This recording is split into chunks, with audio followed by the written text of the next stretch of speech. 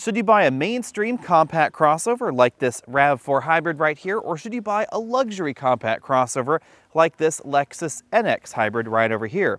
Today, we're going to be having the conversation that many of you are thinking, but I'm sure Toyota and Lexus really wishes we weren't having necessarily. In this corner, we have the 2020 Lexus NX Hybrid, and over here we have the relatively new Toyota RAV4 Hybrid. This is our long-term test vehicle. This one's a 2019, but nothing's really changed for 2020.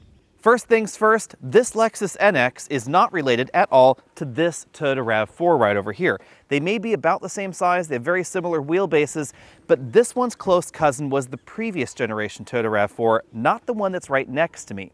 And that's part of why this RAV4 gets much better fuel economy than the Lexus right over here in this corner, because the hybrid system, although they look very similar, is not the same either. This uses the next generation Toyota hybrid system. This one uses the previous generation system, and that's also why it produces less power than the one that we find in the RAV4. Up front, I have to say that I'm partial to the mini truck looks of this generation RAV4. I really didn't care for the way the previous generation looked, but this version has really borrowed a lot of styling cues out of Toyota's truck lineup. I think it really works on the RAV4. I'm surprised that they were able to make this RAV4 so efficient, 40 miles per gallon average, with such a blunt front end. And over here we have what looks like a more aerodynamic front end, but of course lower fuel economy. We have the divorced headlamp look here that we've seen in a lot of other Lexus models, where this Nike swoosh here is separate from the tri-beam headlamp module itself. Full LED headlamps are standard on both models, but obviously they're styled very differently over here on the Lexus. These are more luxurious headlights. They also light the road a little bit better. So if you're worried about lighting quality on your headlights, this definitely is superior to what we find in the RAV4. Both vehicles have well-integrated front parking sensors. This is a top-end trim NX. This is sort of a mid-level trim RAV4 over here.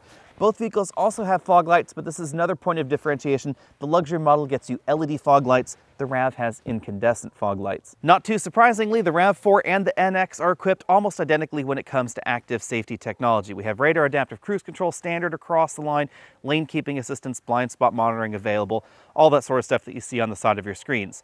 Now, this is a little bit more of a differentiation, honestly, for the Lexus NX than it is for the RAV4, because the RAV4's direct competitive set also has a lot of that active safety technology standard, but oddly enough, in the luxury segment, the Lexus NX is a little bit unusual because most of its direct competition in the luxury segment does not have all of that same safety technology standard. Usually it's optional. It's probably no surprise that the overall dimensions of the NX and the RAV4 are pretty similar, but again, you can see the overall shape differences on the side. The NX never shared any sheet metal with the RAV4, even the previous generation model, but they did share wheelbases and a few other general component designs, but not too many direct parts were shared other than the hybrid system. You can see that the front end is much more aggressive, much more swoopy, flowing, much more in keeping with the rest of the Lexus lineup, whereas this has that more bulky truck look that I do think, again, is a little bit more attractive. Although it's mainly an optical illusion, the boxier shape on the RAV4 makes it look like it has a neater and tidier front overhang than we find on the Lexus, but really the hoods are about the same length. What you're seeing here is not an optical illusion. We definitely have larger wheel well openings in the RAV than we do in the NX. We also have the more squared openings here to give it more of a butch look. When it comes to overall ground clearance, the RAV is also the winner with just over 8 inches of ground clearance, even in the hybrid model, whereas the Lexus NX over here has at least a full inch less ground clearance. It's also worth noting that the way that this E all-wheel drive system has been designed is a little bit different than the one in the previous generation RAV4 or the one in the Lexus NX. This is much more capable of sending more power to the rear axle, and the software has been drastically improved to give this a much more sure-footed feel out on looser pavement or on looser surfaces. Now, this is still not going to be as capable as a mechanical all-wheel drive system, not as capable as the adventure version of the RAV4 for sure, but it is still surprisingly capable for an E all-wheel drive system that can never send much more than maybe a third of all engine output to the rear axle. In keeping with the luxury image, Lexus was clearly trying to go for a sportier look, so we have a higher belt line right here, a slightly tighter greenhouse, and then the roof line definitely swoops more towards the rear, where we have more of a bubbly rear end or a raked glass rear end. That definitely reduces cargo practicality versus the RAV4, but it gives this more of a chiseled look. We also find more aggressive flares right here around the rear wheel wells to give it more of an aggressive haunch, even though in terms of overall handling, the two vehicles are very, very similar. It's just about design. At this point in time, the NX is not terribly old. It's been on sale for 5 years, and at the launch event for the NX, Lexus tells us that they styled this to go in line with the Lexus IS in their lineup. So the interior styling, the exterior styling was supposed to mimic what we see in the IS, whereas the Lexus RX was intended to be more of a premium vehicle in their lineup. But interestingly enough, this NX 300 is about the same length overall and the same size basically on the inside as the original Lexus RX when it debuted in the US quite some time ago. Down at the bottom we don't have any visible exhaust tips, instead we just get these little chrome kick-ups meant to sort of mimic exhaust tips.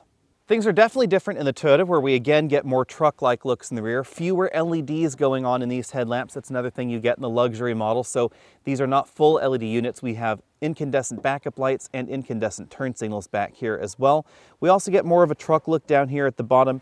Twin exhaust tips that are visible, kind of an interesting touch. And that hitch receiver is an aftermarket unit. It's not included with the RAV4 at any price, but you can now get a Toyota factory unit if you want to have one added later. When we're talking about non-hybrid models, the NX is the more powerful option. It has a standard 2-liter engine that's turbocharged, gives us 235 horsepower, more power than the non-hybrid version of the RAV4.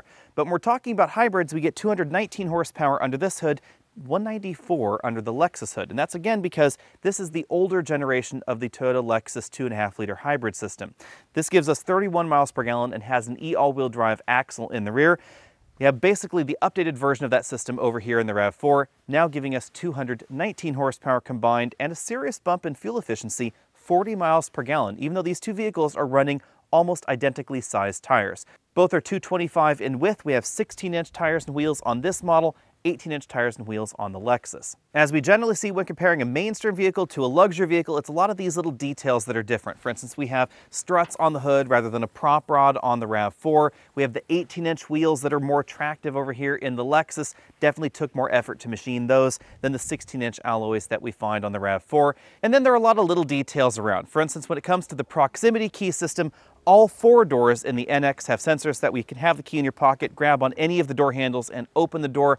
On the RAV4, it's just the front door. So you have to grab the front door, open that, unlock it, then you can move to the rear door. The front seats offer very similar ranges of motion. We have a 2-way lumbar support here in the NX, not a 4-way like we do find in some of the luxury competition, but we do have a powered tilt telescopic steering column, not a manual column, which means it is memory linked to the 3-position memory on the door rather than the 2-position memory that we find in most mainstream crossovers. We also find a power passenger seat in here, a feature that is not available on the RAV4 at any price. Even though the NX uses the last generation hybrid system, the battery pack is still located right here under the rear seat.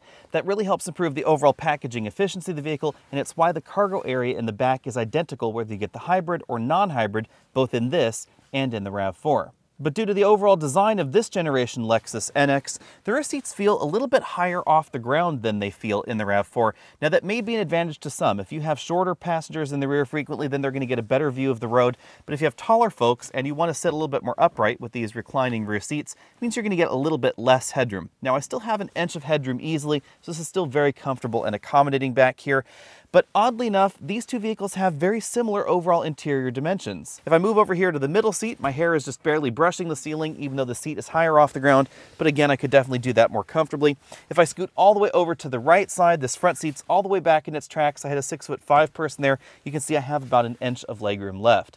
Both of these vehicles are going to be a little bit tight when it comes to installing rear-facing child seats because we have almost exactly the same amount of combined legroom. And remember that rear-facing child seats really do stretch those legroom figures. Speaking of child seats, over here in the Lexus NX, the center seat belt comes out of the ceiling, not out of the seat back itself, which is definitely my preference. That's going to make it a little bit less convenient for some child seat installations. And the top tether anchor for some reason is in the ceiling here, not on the seat back like we find in the RAV or in the NX for the outboard seat positions.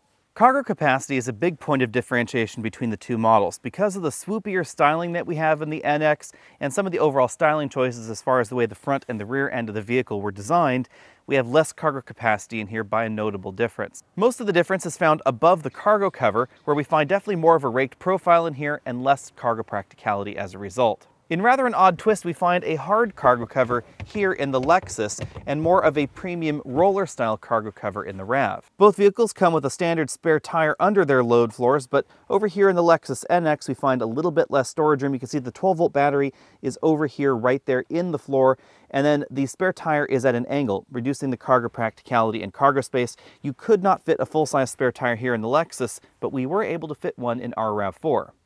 Taking a look around the interior, we have some components that are definitely very similar. We have a pretty standard sized moonroof right here over the driver and front passengers' heads, height adjustable shoulder belts for the driver and front passenger, and two-way adjustable headrests. Seats are upholstered in new Lux, not real leather. That is something that we've seen in Toyota and Lexus's hybrids for some time right now as they're trying to transition away from leather. We definitely have a higher level of attention to detail and better parts quality on the door panels. Although again, keep in mind that this design is about 5 years old now, so we do find more premium interiors in some of the luxury alternatives, but not necessarily mainstream alternatives like the RAV4 or the CR-V or anything like that. This particular model has the carbon fiber effect trim over there on the dashboard and on the doors. You can zoom in there a little bit and you can see that detail right there. A lot of stitching going on the dashboard components. At 10 inches, this infotainment screen is definitely larger than the one that we find in the RAV4, and it offers smartphone integration, something that we didn't see in the NX when it first launched. Down here we have the controls for the dual zone automatic climate control, controls for the heated and ventilated seats, a feature that is also available in the top end trims of the RAV4. Then below that we have controls for the infotainment system. You can see we have a power volume knob there, a little storage shelf right there where you could just barely fit smartphones, but not some of these larger smartphones like that. Drive is all the way back. We then have a sport mode as well. There's a drive mode selector knob, somewhat similar to what we find in the RAV4. We press for normal, rotate for eco and sport. There's an EV mode button, auto brake hold button right there, electric parking brake. And then we find probably my least favorite input method for a modern infotainment system. It's this Lexus touchpad system. I do think it's a little bit better than the joystick that they were using in some of their vehicles, but it's definitely not my favorite. I wish we just had a touchscreen in here, very much like we have in the RAV4. The RAV4's software is not that different from Lexus software, but it's an awful lot easier to use. Between the front seats, we find a softly padded armrest, definitely more attention to detail going on there than we find in the Toyota. And then we lift that to reveal two USB inputs. Both of those work with the infotainment system, and then a pretty deep storage cubby right there. The general designs of the instrument clusters are pretty similar. We have a small color LCD over here in the Lexus, a power, eco, and charge gauge, but this does turn into a tachometer if we go into sport mode, something that we don't see in the RAV4. That does give it a little bit more of a sporty vibe. The steering wheel feels more premium in the Lexus. We have a little bit more padding, more premium leather going on there. Shift paddles on the back, something that we don't find in the RAV4 Hybrid. But the RAV4 steering wheel is a little bit easier to use, and the cruise control controls are on the face of the steering wheel, not on this little stalk that turns with the wheel like we see in the Lexus. Out on the road, remember that the overall design of one of these vehicles is definitely 5 years younger than the other. And so in many ways, this is simply a commentary on how far Toyota's hybrid system has developed over the last 4 or 5 years. You'll really notice that out on the road because we get significantly more power out of the modern hybrid system that we find in the RAV4. That will go 0 to 60 in our testing in 7.5 seconds. It took this Lexus NX Hybrid 8.3 seconds to accomplish the same task. It's definitely going to be a little bit faster over there in the Toyota. But the Lexus feels more refined and sounds more refined. You can hear that we do get engine noise from under the hood, but it's much more muted than we find in the Toyota. Logically, you'd expect more sound deadening in a luxury car, and that's exactly what we get here. Generally speaking, we also have more refinement in the hybrid system. So if we're just tootling up this hill at 40 miles an hour and I floor it and I want to go 50 miles an hour, it's going to take a little bit longer for this system to respond than the one that we find in the RAV4, both in the way that the engine builds revs and just your general acceleration profile as well. We also get more refinement when it comes to the regenerative braking system.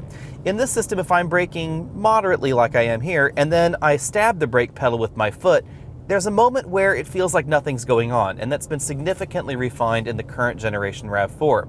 Although it's worth noting that braking distance is actually better here in the Lexus NX, likely due to the overall tire package, because this is the heavier vehicle. This is a few hundred pounds heavier than the RAV4, but this stopped from 60 miles an hour back to 0 in 121 feet versus 131 feet for the RAV. But tires and ground clearance can be compensated for by overall suspension design and definitely weight balance as well. I suspect that we have a slightly better balance in the current generation RAV, and that's likely why it handles better than the model that we're driving here. Now, I don't have access to a skid pad, but outlets that do have definitely rated the RAV4 Hybrid to be better handling than this Lexus NX. But in terms of overall feel, it's also superior. It's a lot easier to tell exactly what the vehicle is doing. There's definitely a disconnect between the steering wheel and exactly what's going on out on the road. That's one of the big benefits that we see in Toyota's latest TNGA platform, which underpins not just the RAV4, but also the Camry and a number of their more recent models. Out on a rougher road like we're on here, you can again tell that the RAV4 has a slightly newer platform. Even though it has more ground clearance than we find in the NX, I wouldn't necessarily describe one ride as being softer than the other, but the ride in the RAV4 is definitely more composed than it is in the NX. This has a slightly more ponderous feeling out on the road. It's a little bit more difficult to tell exactly what the tires are up to. But on the other hand, if you had to pin me down and I had to pick just one of these entries as far as ride quality goes, I would pick the NX, because it does have a slightly softer edge to it. It seems like it bounds over some of the larger road imperfections a bit more than the RAV4. As you'd expect out of a luxury car, the cabin in the Lexus is a little bit quieter than the Toyota. This came in at 71 decibels versus 72 in the RAV Hybrid. The big benefit, of course, to the new hybrid system is fuel economy. Not only is the new RAV4 faster, it's also notably more efficient. In our same driving loop that we got 32.1 miles per gallon in this model, just a little bit above the EPA score, our RAV4 got us 41.5 miles per gallon, which is significantly better. And even when you translate that into regular old daily driving, it has about 10,000 miles on the clock at this point, and it's been driven by 7 different people here at the office. It's still averaging about 38 miles per gallon overall, so definitely above what we're seeing in this model. For instance, outside that drive loop for the rest of the week that we've been driving this, mainly up and over mountainous terrain, because we do have a coronavirus shutdown going on right now in the Bay Area, so I haven't been doing my usual commute. The overall fuel economy has dropped further than I had suspected that it would, down to 23.4 miles per gallon. Over these same sort of driving conditions, obviously the RAV4 wouldn't have hit its EPA number either, but it would certainly have been higher than this. Some folks out there have been a little bit confused by Toyota and Lexus's hybrid systems, but I'll say it again, even though we have the same displacement engine in this and in the RAV4 that we're driving, these are not the same hybrid system. This is the previous generation of Toyota's 2.5-liter hybrid system, and the one that's in the RAV4 and the current generation Toyota Camry, as well as the Lexus ES, is the next generation system, and it's significantly more fuel efficient. Overall, out on the road, the NX is pretty much exactly what you'd expect out of a Lexus crossover. This does feel an awful lot like a shrunken down version of the Lexus RX, in that both vehicles are relatively isolated, they're relatively quiet, comfortable, etc., but this is just not as sporty as some of the other options in the luxury segment. But if you're specifically looking at this versus a mainstream crossover like the Toyota RAV4, I have to admit that out on the road, I like the RAV4 a little bit more. But again, keeping this in context, remember, the RAV4's design is about 4 to 5 years newer. Obviously, the newer hybrid system accounts for some of the difference in terms of overall fuel economy, but weight is also a little bit different. The Lexus NX has more sound deadening material, it has more cushioning going on in the front seats, that's why they're a little bit more comfortable than the ones in the RAV4, and that all adds up to a 300-pound weight penalty for the NX. This is heavier than the RAV4, and even when the NX gets redesigned, it probably will likely still be heavier than the RAV4 because of all those extra features. So for instance, when you close the doors in the RAV4, they're going to feel a little bit tinier, they're not going to feel quite as substantial because we don't have the same kind of sound deadening and the same kind of materials going on that we do find in a luxury crossover. Of course, the trade-off for that is obviously fuel economy, and the delta is again going to be 9 miles per gallon. Now let's talk about pricing. The Lexus NX over here starts at $39,420 for the hybrid model. This RAV4 Hybrid over here, if I were looking at a RAV4 Limited, which is probably the most fair comparison, is $36,880. That's about a $2,500 delta. Now very clearly, you could get a model like this one right here and spend less. There are definitely less expensive RAV4 hybrids out there available, but you're not going to get the same kind of content on the inside that we find in the Lexus. And that's why I'm really trying to compare the Limited trim here. Now the Lexus has obviously some advantages. We have things like the struts on the hood. We have the extra proximity sensors in the doors, more sound deadening, better carpet, better upholstery, etc., more fit and finish attention to detail on the inside, and we have a longer warranty, which definitely adds value to the Lexus. So even if you didn't care about all of the other differences, the long warranty may sway some folks out there. Now, on the other hand, the RAV4 definitely has a number of advantages as well. We get the notably more powerful hybrid system under the hood, which gives this better performance. Overall handling is honestly very equal between these two models. The NX is definitely tuned towards the sportier side of things. This definitely wallows around a little bit more out on the road, but it has an excellent suspension design. This has the next generation of Toyota's platform suspension, and that really does pay dividends when it comes to overall handling, even though this has more ground clearance than the Lexus. We also have the more capable E all-wheel drive system, a bigger interior, and nearly double the cargo area in the back.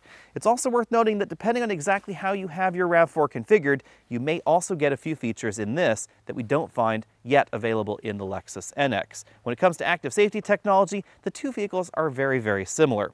Now, if my own money were on the line, I have to admit that I would probably get the RAV4 right here, and I would probably get the RAV4 Hybrid Limited. I do like the feature set on that model. We get the ventilated seats, things like that we don't find on the Lexus. Now, you cannot get leather in the RAV4 Hybrid Limited. That is, I think, a little bit of a disappointment. I wish they offered leather in that particular model, something that we do find, for instance, in the CR-V Hybrid. But I have to say, I like the look overall of the RAV4 a little bit better. I also love the enormous cargo area that we find in the rear. Even though interior legroom is not best in class, the cargo area is absolutely enormous. That's definitely a solid reason to buy this RAV4 over the Lexus NX. Now, obviously, it's not going to have a Lexus logo on the front. Obviously, you're going to be getting that with the NX, and if you like the overall Lexus styling there, it definitely is more aggressive, more stylish, definitely more distinctive than what we find right over here in the RAV4. Let me know what you think about all that down there in the comment section below, and let me know, would you be willing to pay $2,500 extra to get the Lexus logo and some of the other minor features that we find in the Lexus, the extra sound deadening, the extra comfort, the sensors on the door, that sort of thing, the full LED lights, LED fog lights, LED tail lights, etc., that we don't find in the RAV4, or are those sundry features not as important to you as some of the core features that we find here in the RAV4? The extra performance, all-wheel drive capability, etc. Let me know down there in the comment section below, and of course, follow us over at facebook.com/AlexNautis so you can see what we're driving this week, and I'll see you all later.